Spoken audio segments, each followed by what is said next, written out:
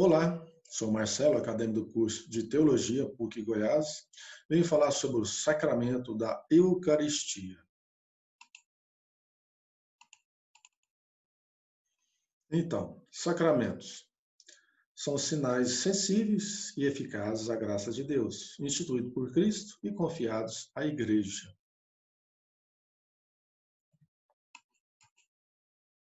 E como se chama esse sacramento? É conhecido por diversos nomes: Eucaristia, Santa Missa, Ceia do Senhor, Fração do Pão, Celebração Eucarística, Memorial da Paixão, da Morte e da Ressurreição do Senhor, Santo Sacrifício, Santa e Divina Liturgia, Santos Mistérios, Santíssimo Sacramento do Altar, Santa Comunhão.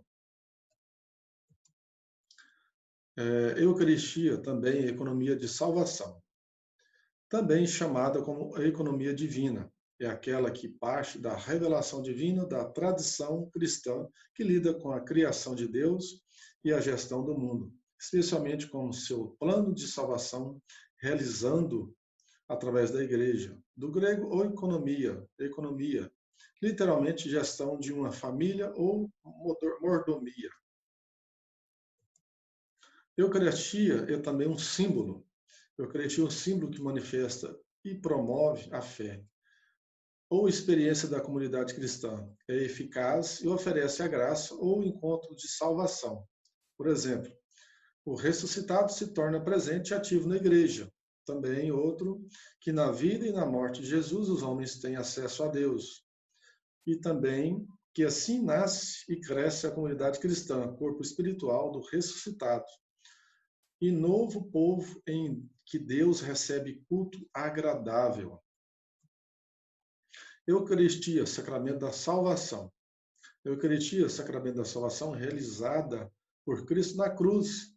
É também um sacrifício de louvor em ação de graças pela obra da criação. No sacrifício eucarístico, toda a criação amada por Deus é apresentada ao Pai, através da morte e da ressurreição de Cristo.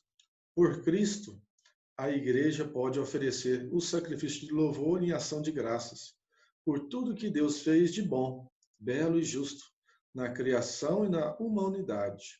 E é uma citação tirada do Catecismo da Igreja Católica, número 1359. Uma reflexão que eu faço aqui agora, no Antigo Testamento, né? No Antigo Testamento, o projeto de Deus tem por sua morada entre os homens. Vai se realizando em distintas frases da revelação bíblica. Esse Deus intervém já na história dos patriarcas, como Abraão, Isaque e Jacó, dirigindo os seus passos até este povo que se torne realidade o desejo divino, uma presença de Deus que vem e retira. Então, uma referência que tem do Antigo Testamento, né? Visualizando um pouco, voltando um pouco em referência à Eucaristia, Deus já tinha esse projeto de morada, né? Morada entre os homens, né? E também que é um Deus que vem temporariamente se retira, né? Como nos patriarcas. Vamos ver também em outros detalhes. No Êxodo, por exemplo, a presença parece mais contínua, né? Moisés experimentou muito perto. Trata-se de uma presença passageira em favor do povo, mais do que permanente e para bem de cada pessoa, né? Como fala aqui no texto, habitarei no meio dos filhos de Israel e serei seu Deus, né? Citação, Êxodo capítulo 27, versículo 45, né? Os israelitas se estabeleceram em Canaã, livres de seus inimigos. Também é uma referência, essa né, Eucaristia. Então, estou trabalhando primeiro o Antigo Testamento até chegar ao Novo, né? Na Antiga Aliança, o pão e o vinho são oferecidos em sacrifício entre as primícias da terra, em sinal de reconhecimento ao Criador, né? Então, o pão e o vinho, nada mais que no Antigo Testamento, o reconhecimento do Criador. Então, já fazia oferecimento, né, do pão e vinho. Mas também recebe uma nova significação no contexto do Êxodo, né, os pães ázimos, que Israel come todos os anos da Páscoa, né? Comemoram a pressa da partida libertadora do Egito, né? Então, os pães ázimos nada mais que a pressa da partida libertadora do Egito, né? Que são comidas todos os anos na Páscoa pelos judeus, né? E também tem a lembrança também do maná do deserto, né? A referência é Ezequiel, capítulo 16, versículo 31 a 35, né? O maná, né, recordará sempre a Israel que é dado o pão da palavra de Deus e que ele vive, né? Então, esse pão, dessa lembrança do povo dessa época, né? Que o maná foi mesmo um alimento, mas um pão que vindo do céu, né? Foi Deus que trouxe o pão para cada um, né? Que o povo tem essa lembrança mesmo, que é a palavra de Deus e que um Deus que vive, né? Está presente. Olha, os profetas anunciaram o futuro templo, né? Os profetas anunciaram o futuro templo, que será sempre um lugar onde Deus habitará no meio dos filhos de Israel, né? Citação Ezequiel capítulo 43, versículo 7, né? Porém, o meu santuário no meio deles pelos séculos, e eu serei seu Deus, e eles serão meu povo, né? Citação Ezequiel 37, versículo 37, né? Joel também termina sua profecia com essas palavras: morada de Sião. Então, Joel capítulo 3, versículo 21, né? Isaías também anunciava a chegada do Messias como Emanuel, Deus conosco, né? Isaías 7, capítulo 7, versículo 14, né? Então aqui já vinha já as prefigurações já do Messias, né? Então, a Eucaristia também é a prefiguração de Elias, né? Como tem na citação aqui, né? Nos primórdios, do alimento do profeta Elias. 1 Coríntios, né? Capítulo 19, de versículo de 4 a 10, né? Então, tem essa citação que possamos fazer essa reflexão. Chegou a Bersabeia, que pertence a Judá, e deixou lá seu servo. Quanto a ele, fez pelo deserto a caminhada de um dia e foi sentar-se debaixo de um junípero. Pediu a morte, dizendo: agora basta, Yahvé. Retira-me a vida, pois não sou melhor que meus pais.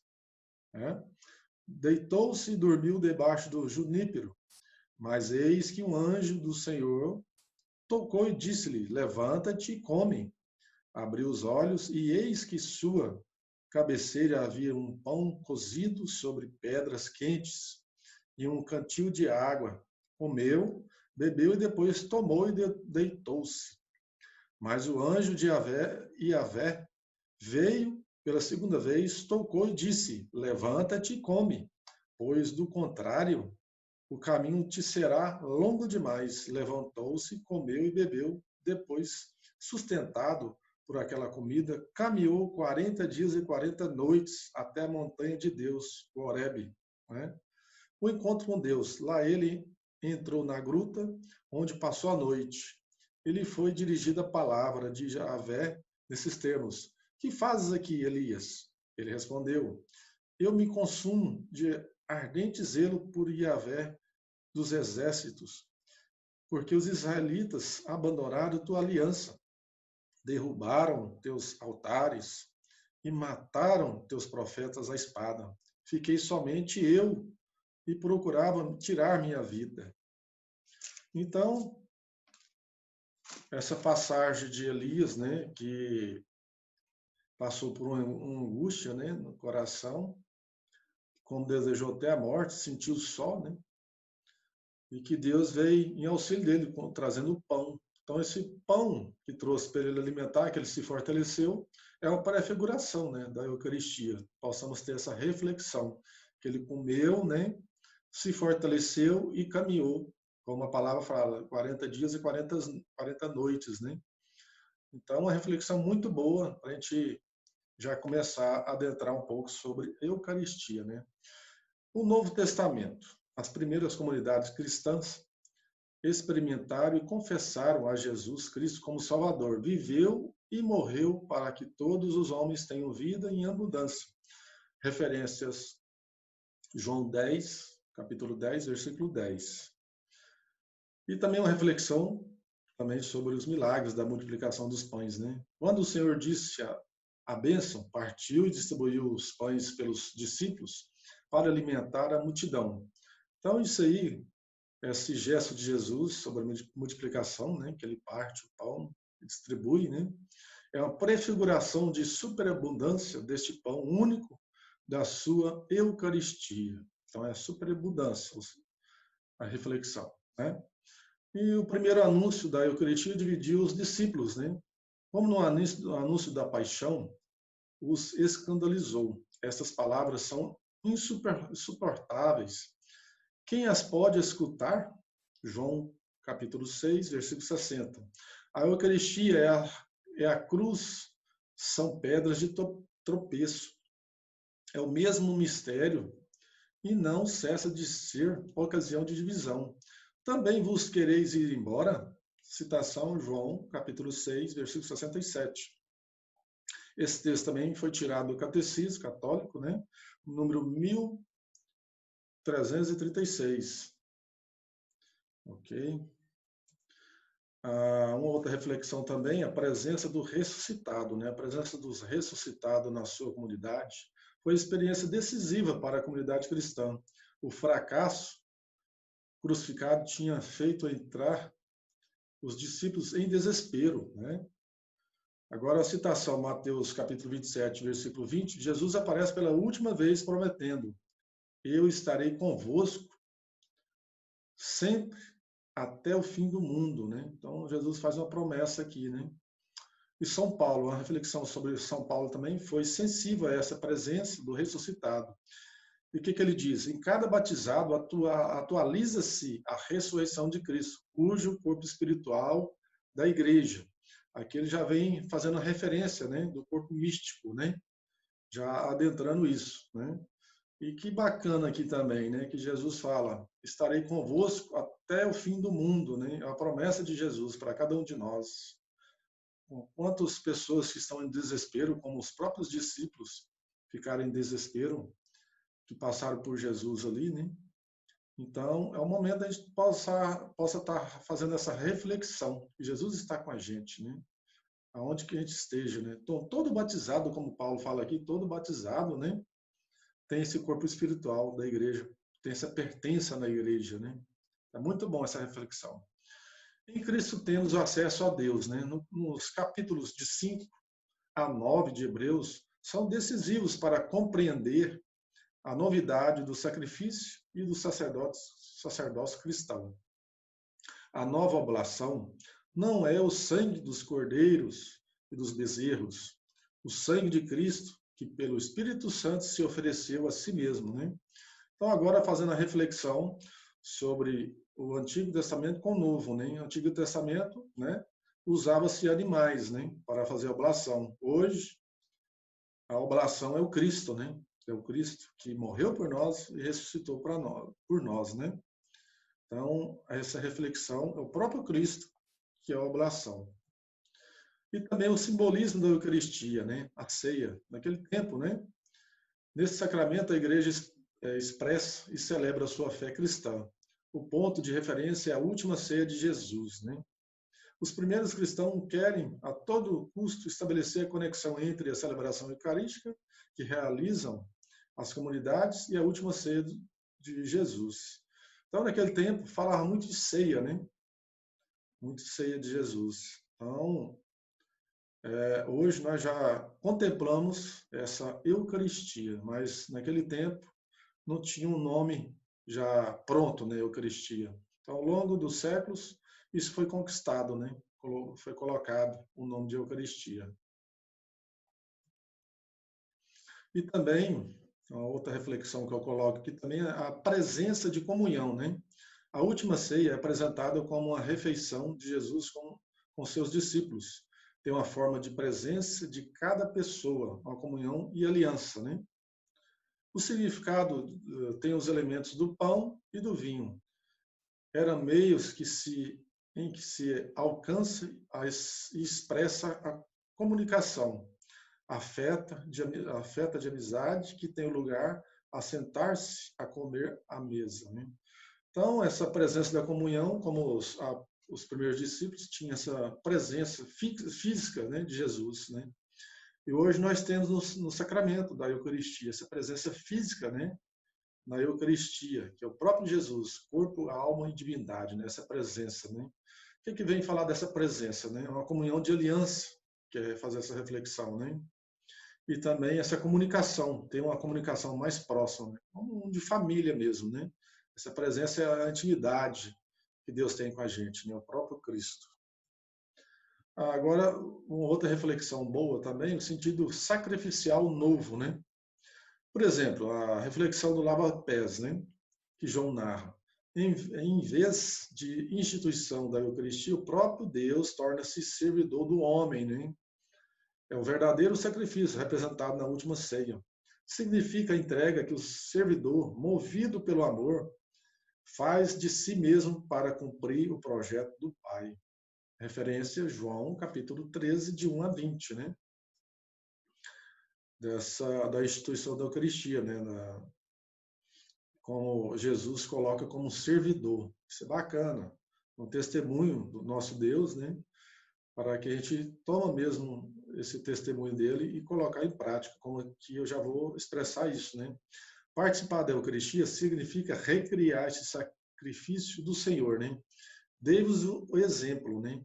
Para que, como eu vos fiz, façais vós também, né?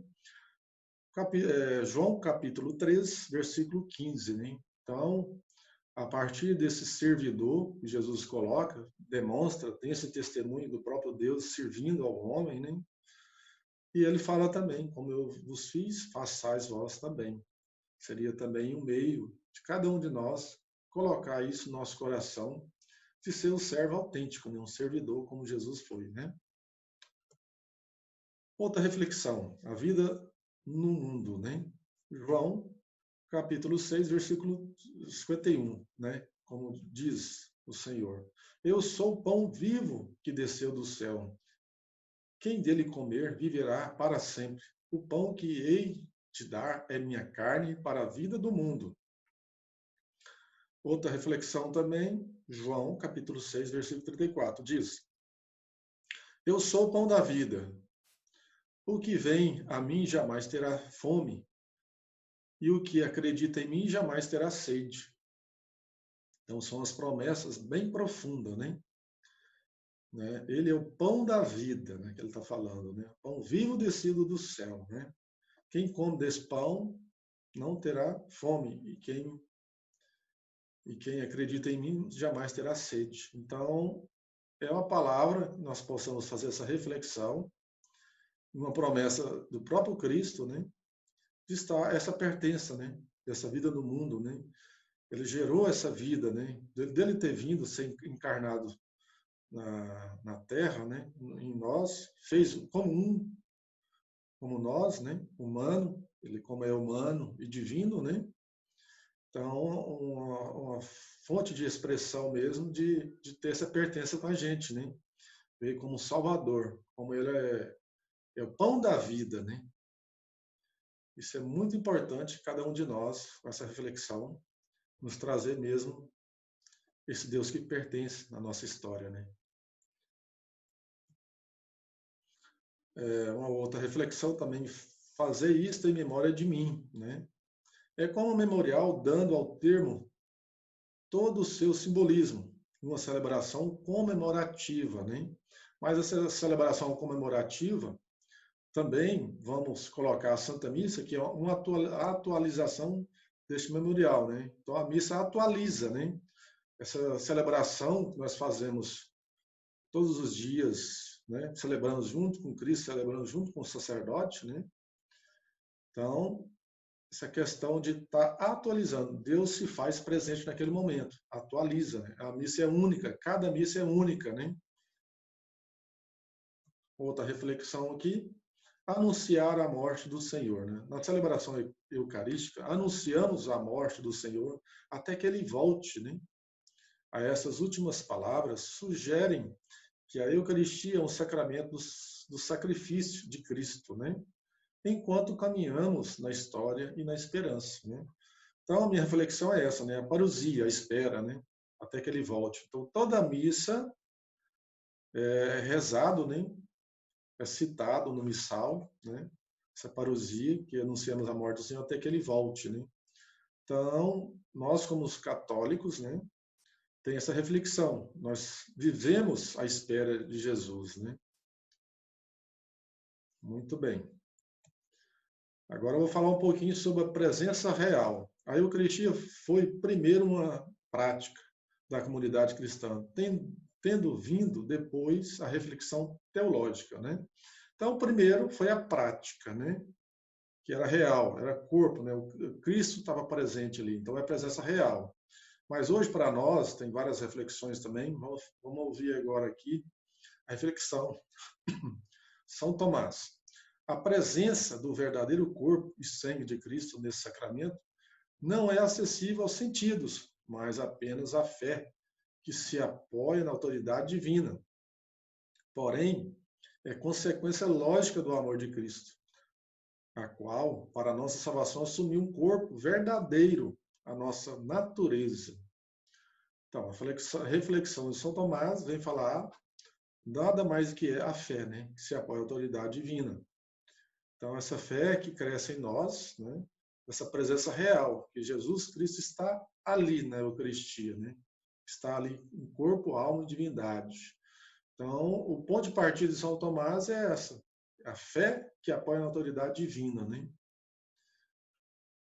Vamos então a São Paulo, né? São Paulo dá prioridade, antes de tudo, à presença de Cristo na igreja. E escreve, né?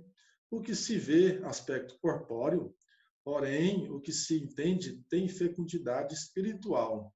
Sois o corpo de Cristo.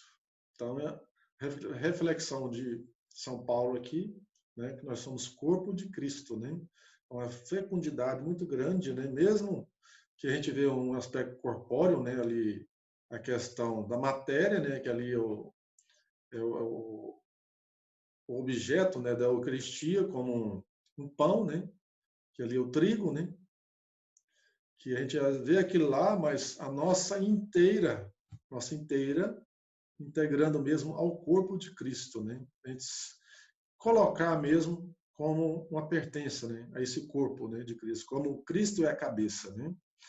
E a citação, 1 Coríntios, capítulo 12, versículo 17.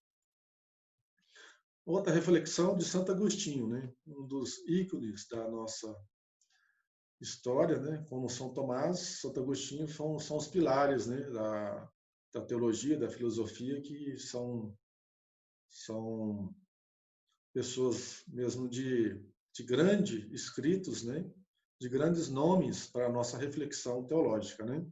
Santo Agostinho diz: o corpo real de Cristo é a igreja onde tem lugar a presença eucarística, né, corpo de Cristo.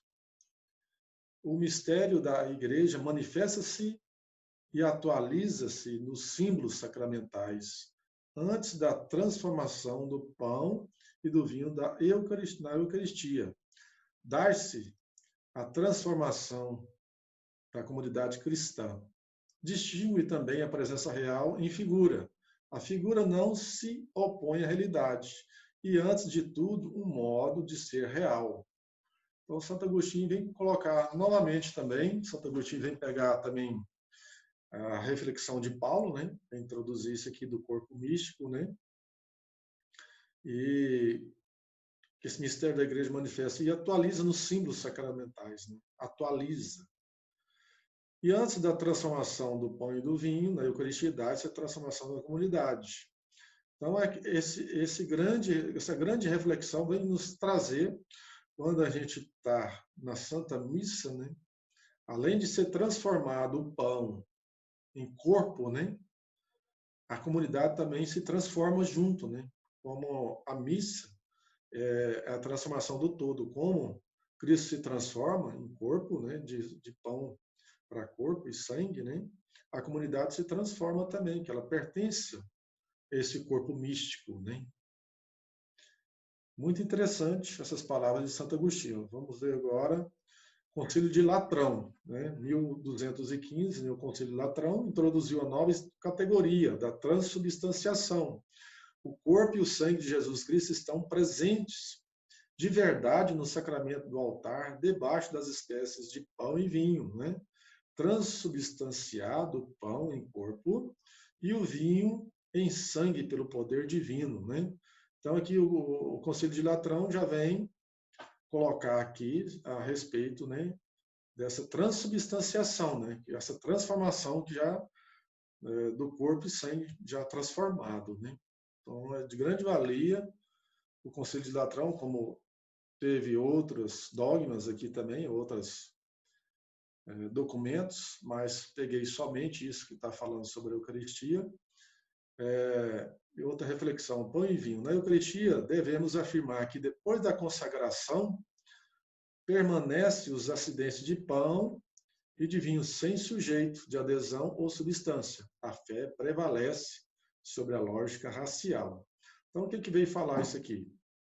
Vocês vão ver, né, que ali está os acidentes. Então, continua como pão e continua como vinho, mas o que prevalece é o quê? A fé, né, sobre a lógica racional. Então, nós, como católicos, né, como os cristãos, o que prevalece é a fé, né, o que prevalece. Mesmo que você veja lá o pão, o vinho, mas transformado em corpo e sangue, né, aí o que prevalece para você ter a certeza é a sua fé sobre o que aconteceu ali, né, essa transubstanciação.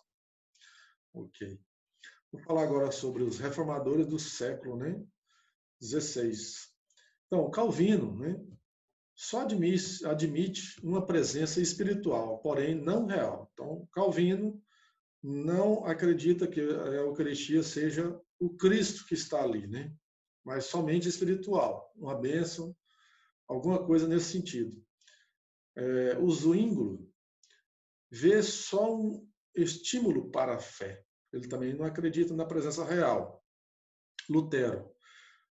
Martim Lutero, ao contrário, admite a presença real, porém não o modelo escolástico de compreensão, né? Ele muda na questão da questão da transubstanciação por consubstanciação, né? O que acontece? O pão e o vinho permanecem depois da consagração. Então, consubstanciação, né, é só momentâneo. Para Lutero é o seguinte: ele acredita na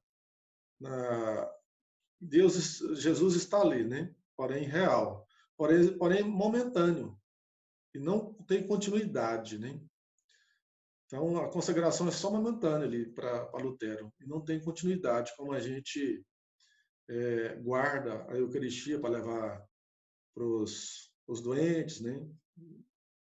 Não tem nessa questão para Lutero, não tem essa continuidade. Para nós católicos é transubstanciação, ok? O Concílio de Trento, né, século XVI, o Concílio de Trento confessou essa fé, né, da Igreja. A missa é um sacrifício não só de louvor e ação de graças, nem simples recordação do que aconteceu na cruz, mas também propiciatórios. Tira proveito não só quem recebe, deve ser também oferecido por vivos e defuntos, pelos pecados, penas, satisfações e outras necessidades, né? Então, o Concílio de Trento está falando bem nítido aqui, né? Que não é apenas um louvor e ação de graças, né? E nem uma recordação, né? É mais do que isso a missa, né? É como um todo, né? Que deve ser oferecida também para vivos, defuntos, pelos pecados, penas, satisfações e outras necessidades, né? Então, a Santa Missa, ela, a partir do Concílio de Trento, foi colocado isso, né? A gente rezar para as almas dos defuntos, né? Rezar também pelos pecados nossos, pelas penas, né? E, então, isso já vem desde o Concílio de Trento, já essa questão da gente rezar, né? Rezar pelos mortos, rezar também pelos nossos pecados. Como também a missa perdoa os pecados veniais também. Vamos continuar. Continuando no Concílio de Trento também, Cristo ressuscitado, presente e ativo na Eucaristia. É um documento de lá também. É o mesmo que vive na Palestina e foi crucificado para fazer a vontade do Pai ou a chegada do reino, né? Então, já está falando aqui no documento de Trento que Jesus está presente e ativo na Eucaristia. Isso é inquestionável, né? Afirma também que a transubstanciação é um termo muito adequado, né? Apticine, para expressar o modo da presença eucarística. Afirma também que os termos adequados para traduzir a transubstanciação, né, é a transfinalização, né, ou que seja, né, o seu fim é alimentar espiritualmente, e também a transsignificação, que possa ser sinais em que o Senhor se dá como alimento para os homens, né? Então, tem duas ramificações da transubstanciação, né? A transfinalização e a transsignificação, né? Como eu já falei, a transfinalização é um alimentar espiritualmente, e a transsignificação, né? O Senhor se dá alimento para os homens, né? Então, é muito interessante esse documento de Trento aqui. Vou falar também da liturgia da palavra e a liturgia eucarística, né? Constitui juntas um só e o mesmo ato de culto, né? Com efeito, a mesa posta para nós na Eucaristia é ao mesmo tempo a palavra de Deus e o corpo do Senhor, né? Então aqui nós estamos falando de duas mesas, né? Duas mesas celebradas na Santa Missa, a mesa da palavra e a mesa eucarística. E está falando aqui que as duas mesas, né? As duas liturgias são uma só, né? O mesmo ato, né? Então, isso é muito importante, essa reflexão nossa hoje. Vamos falar também dos frutos da comunhão, aquele que os irmãos que se persevera na Santa Missa, persevera na igreja, né? Os frutos que vêm sobre esse alimento da Santa Eucaristia, né? A comunhão aumenta a nossa união com Cristo, né? Quem come a minha carne e bebe meu sangue, permanece em mim e eu nele. João, capítulo 6, versículo 56. Também outro fruto, a comunhão afasta do pecado, né? A Eucaristia fortifica a caridade e essa caridade vivificada apaga os pecados veniais. Esse documento foi tirado do Catecismo Católico 1394. A Eucaristia comprometemos com os pobres, né? A Eucaristia é a unidade dos cristãos. A Eucaristia é também a antecipação da glória celeste, né? Então aqui nós estamos de passagem, né? Então a Eucaristia aqui é o começo de tudo, né? Nós estamos aqui esperando a glória celeste, né? Esperando o céu, né? Nós estamos aqui mesmo com essa expectativa, né? Como já citei alguns frutos, né? De unidade dos cristãos, né? Que apaga os pecados veniais, né? Que afasta do pecado, isso se fortalece, né? E também é a união com Cristo, né? Aumenta a nossa união com Cristo. Muito bom a respeito disso. Concluindo, né? A Eucaristia é o coração e cume da vida da igreja, né? Porque nela Cristo associa a sua igreja e todos os seus membros ao seu sacrifício de louvor e ação de graças, oferecendo ao Pai uma vez por todas na cruz. Por esse sacrifício, ele derrama as graças da salvação sobre o seu corpo, que é a igreja. Tendo passado deste mundo para o Pai, Cristo deixou-nos na Eucaristia o penhor da glória junto dele. A participação no santo sacrifício identifica-nos como seu coração, sustenta as nossas forças ao longo da peregrinação desta vida, faz-nos desejar a vida eterna e desejar nos une à Igreja do céu, a Santa Virgem Maria, a todos os santos, que é muito bom também ver a interação, né, dos santos, né, como a Virgem Maria, né, como um todo, né, nós estamos mesmo com um ápice mesmo desse sacramento, como um todo, né, ele é o ápice de tudo, né, como a Santa Missa é o ápice para todo cristão, né. Então, concluindo, é isso, né, a Eucaristia é muito mais do que a gente às vezes trabalhe, pense em alguma reflexão. A Eucaristia é uma coisa assim muito bonita que a igreja veio trabalhando, né, instituída por Cristo, e que enriquece cada um de nós nessa fé, né? Então, possamos mesmo a cada dia ter essa fé e saber que tem um Cristo que vive e pertence ao nosso meio, que está vivo no nosso meio, né?